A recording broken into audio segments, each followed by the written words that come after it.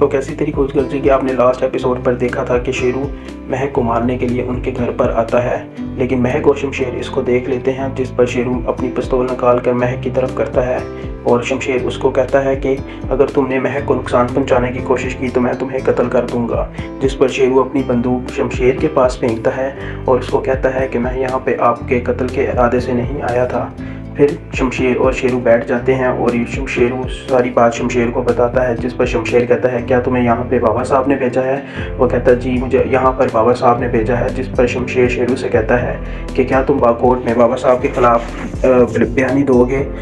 वो कहता हाँ मैं दूंगा। फिर शमशेर शेरू को छुपा देता है, जबकि बाहर पुलिस वाले शमशेर को अंदर से गोली चलने की आवाज़ सुनने के लिए बैठे होते हैं और फिर जब गोली की आवाज़ नहीं आती तो पुलिस अंदर आती है, लेकिन उन लोगों को शेरू नहीं मिलता। और फिर अगला ही सीन एहसन का दिखाया जाता है, जब महक की बहन कॉलेज के लिए रेडी होती है, लेकिन एहसन रात वाली बात पर गुस्सा होकर अकेला ही चला जाता है और महक की बहन को वहीं पे छोड़ देता है। और जब एहसन अपने ऑफिस जाता है तब महक अपने ऑफिस के अंदर एंटर हो रही होती है और एहसन उसको बुलाकर कहता है कि मुझे रात वाली बात पर माफ़ कर दो। जिस पे महक उसे डांट कर कहती है कि मैं इस मौजू पे बात नहीं करना चाहती। शमशेर इनकी बात सुन रहा होता है और जब महक अंदर जाती है तो शमशेर एहसन के पास आता है और उसको कहता है कि अगर तुम दोबारा महक के पास नज़र आए तो मैं तुम्हारी टांगें तोड़ दूंगा।